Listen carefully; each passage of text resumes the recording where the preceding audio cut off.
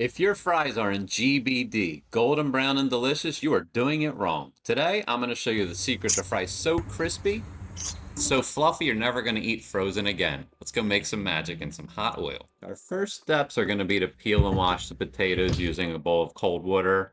Going to try to make those cuts as uniform as we can, but they don't need to be perfect. That actually allows the fries. Some will be a little crispier than others, which I like.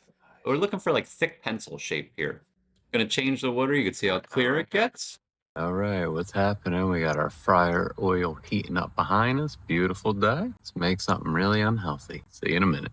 So while that oil's heating up, our last step pre-fry is to dry the potatoes as much as possible. So you can see I just have them wrapped in a paper towel here. That wasn't enough though. I need to dump them in the dish towel. You want them as dry as possible. It's going to help them get super, super crispy. That's pretty much it. We're going to go into the fryer basket just for ease of transportation. And here we go, off to the fryer. Little French fry POV. So we're going to fry these twice. The first fry is to cook the fries completely. The second one will be to get maximum crispness. All right, so fries, actually, I'm putting them in. We're going to go for 7 minutes, but I'm hoping I can show you this really cool thing. So hang on one sec. So while I was frying the fries, I noticed this really beautiful butterfly was like 3 feet away. So yeah, I left it in. It's nothing to do with the food, but it looks really cool. All right, and keep our eyes on the fries. Keep our eyes on the fries. Hilarious. So what you can see, the fries are kind of puffing up and they're just a little brown. That's perfect. So we're going to crank the heat all the way to 375, drop them in. 2-3 minutes later, we'll be done. Yeah, great sound. And now we have these beautiful golden brown and delicious fries. Good test is when you do kind of shake.